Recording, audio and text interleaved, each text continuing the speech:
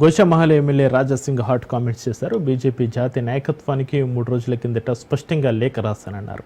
Party పెద్దలతో చర్చించిన అనంతరం తన వెనుక కమలం గుర్తు ఉండాలా లేదని ఆలోచించి భవిష్యత్తు కార్యాచరణ ప్రకటిస్తారని చెబుతున్నారు. ఇక గోషామహల్ ఎమ్మెల్యే పదవికి రాజీనామా చేసే ఆలోచన లేదని, ఉప ఎన్నిక వచ్చే అవకాశమే లేదన్నారు. పార్టీ మారిన 10 నియోజకవర్గాల్లో రాని ఉప ఎన్నిక గోషామహల్లోనే ఎందుకు వస్తుందని ప్రశ్నించారు. పార్టీకి తన రాజీనామా తర్వాత కేంద్ర మంత్రి బండి సంజయ్ బుజ్జగించే ప్రయత్నం చేశారని, కానీ రాజీనామాను అధిష్టానం ఆమోదించడం వెనుక దుష్ట శక్తులు చక్రం తిప్పాయన్నారు.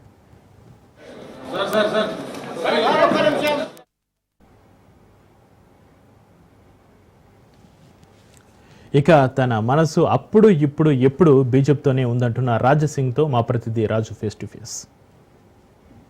బీజేపీ ఫైర్ బ్రాండ్గా ఉన్నటువంటి రాజాసింగ్ పార్టీకి రాజీనామా చేశారు. ఆయన భవిష్యత్ కార్యాచరణ ఏ విధంగా ఉండబోతా ఉంది, ఏ పార్టీలో చేరబోతా ఉన్నారు, అయితే ఆయన రాజీనామా వెనుక చక్రం తిప్పినటువంటి నేతలు ఎవరు అనేటటువంటి అనేక అనుమానాలు లక్షలాది కార్యకర్తల మదిలో మెదులుతున్నటువంటి పరిస్థితి అయితే ఉంది. ప్రస్తుతం ఆయన మనతో పాటు ఉన్నారు. అనేక అంశాల మీద ఆయనకున్నటువంటి లాజిక్స్ ఏంటి, పార్టీ నుంచి ఆయన నిష్క్రమించడానికి తెర వెనుక చక్రం తిప్పినటువంటి నేతలు ఎవరు అనేది కూడా ఆయన్ని అడిగి తెలుసుకునేటటువంటి ప్రయత్నం చేద్దాం. సార్, ఎందుకు రాజీనామా చేయాల్సి వచ్చింది? పదే పదే గత 6 నెలల నుంచి కూడా పార్టీలోని ఒక సీనియర్ నేతను, మాజీ ప్రెసిడెంట్ను కార్నర్ చేస్తూ కౌంటర్ ఎందుకు చేయవలసి వచ్చింది?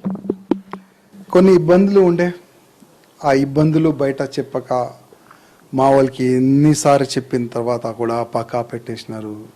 నా కాన్స్టిట్యున్సీలో ఇబ్బంది, నా జిల్లాలో ఇబ్బంది, అన్ని జగ ఇబ్బందులు, చాలా ఇబ్బందులు ఉన్నాయి. 2014 నుంచి ఇబ్బందులు. అసలు ఎన్ని సంవత్సరాలు ఇంకా ఈ ఇబ్బందులు చూడాలి? మా వాళ్ళకి చెప్తే కూడా ప్రతిసారి మా మాట పక్కా పెట్టేసేయాలి. చాలా మంది నాలాంటి ల్యాక్స్ ఆఫ్ కార్యకర్తలు బీజేపీ గవర్నమెంట్ రావాలని బూతుగా తిరిగి వాళ్ళు పనిచేస్తున్న పార్టీకి స్ట్రాంగ్ చేస్తున్నారు.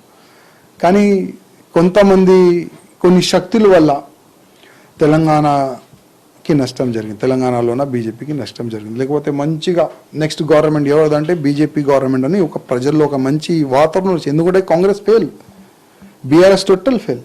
నెక్స్ట్ గవర్నమెంట్ ఎవరిది అంటే ప్రజలకి అడగండి, బీజేపీకి వేస్తాం, అట్లాంటి ఒక మూమెంట్ వచ్చింది. కానీ కొన్ని తప్పులు మా వల్ల జరగవచ్చు, ఇంకా కొంతమంది పెద్దల వల్ల జరగవచ్చు. కానీ తప్పులు జరుగునాయి. ఆ తప్పుల గురించి మనం మాట్లాడితే వీళ్ళే. అందుకోసం కనీసం పార్టీకి రిజైన్ ఇచ్చిన తర్వాత కేంద్రం అధికారులకి దృష్టి పడుతుంది. అసలు ఒక ఎమ్మెల్యే రిజైన్ ఇచ్చిండు, దేని గురించి ఇచ్చిండు, ఒక ఎంక్వైరీ వాళ్ళు చేపిస్తారని నేను అనుకున్నా. కానీ మళ్ళీ అదే దుష్టి ఢిల్లీకి పోయి నా రిజైన్ ఇచ్చిండు, యాక్సెప్ట్ చేయండి అని ప్రెషర్ ఇప్పించి వాళ్ళు రిజైన్ యాక్సెప్ట్ చేపించుకున్నారు. ఇంకా నేను కూడా మళ్ళీ దాని తర్వాత ఇప్పుడు లేఖ కూడా రాసిన, ఒక 2-3 దినాలు అయింది లేఖ రాసిన. చాలా మంది బీజేపీలో చేరినారు, వేరే పార్టీ నుంచి వచ్చి బీజేపీ ఇడిసి వెళ్ళిపోయినారు. ఇంకా చాలా మంది వెళ్ళిపోవాలనుకుంటున్నారు. వాళ్ళకి కాపాడే బాధ్యత మనది ఉండేనా లేదా అది నేను రాసిన. చాలా మంది బీజేపీ సీనియర్ నాయకులు ఉన్నారు, వాళ్ళకి పక్కా పెట్టేసినారు. వాళ్ళకి మర్యాద మనం ఇయ్యాలా వద్దా అది రాసినాను. నా పైన జరిగిన అన్యాయం గురించి నేను రాసినాను. ఇవాళ లేకపోతే రేపు తెలంగాణ మా పెద్దల నుంచి పిలుపు వస్తుంది అని నేను అనుకుంటున్నాను. పిలుపు వచ్చిన తర్వాత నిజమేంది చెప్పి ప్రయత్నం చేద్దాం చెప్పడానికి. నా కాన్స్టిట్యున్సీలో నా గురించి డే నైట్ పనిచేసి అట్లాంటి కార్యకర్తలకి నా కాన్స్టిట్యున్సీలో కూడా నేను పదవి ఇవ్వకపోతే లాభం ఏమున్నది? నా జిల్లాలో మొత్తం ఈ 3 జిల్లా వస్తుంది, 3 కాన్స్టిట్యున్సీ వస్తుంది నా జిల్లాలో. చార్మినార్, కారవాన్, గోషామహల్ ఒకటే గెలుస్తున్నాం. మిగతా 2 కాన్స్టిట్యున్సీ ఎట్లా అంటే 65% ముస్లిమ్స్ గెలవలేము, ఇది ఒకటే గెలుస్తున్నాము. కానీ కొంతమంది దుష్ట శక్తులు రాయాసింగ్ అగ్నిష్ ఎవరున్నారు దోలాడి మరీ వాళ్ళకి పోస్ట్ ఇస్తారు. మళ్ళీ నా కార్యకర్తలు నాకు డే నైట్ పనిచేసే వాళ్ళు అడుగుతారు కదా, భయ్యా మనకు పార్టీకి వాళ్ళు అగ్నిష్ పనిచేసినారు, ఓపెన్గా బీఆర్ఎస్ కాంగ్రెస్ జెండాలు వేసుకొని కండువాలు వేసుకొని పనిచేసినారు, వాళ్ళకి పోస్ట్ వస్తున్నాయి, మళ్ళా మేము ఎక్కడ పోవాలి అని ఆలోచన చేస్తారు కదా. ఇట్లాంటి చాలా అన్యాయం జరిగింది, 2014 నుంచి జరుగుతుంది. దాని గురించి చెప్తే కూడా వినేవాళ్ళు లేరు. ఇది పరిస్థితి. సార్, ఎక్కడ మీకు కిషన్ రెడ్డికి ఎక్కడ చెడింది సార్? ప్రధానంగా 3 సార్లు ఎమ్మెల్యేగా గెలుస్తూ వచ్చారు. బీజేపీలో వరుసగా 3 సార్లు గెలిచినటువంటి నేతలు, పార్టీని అంటిపెట్టుకున్నటువంటి నేతలు ఇప్పటి వరకు ఎవరు లేరు.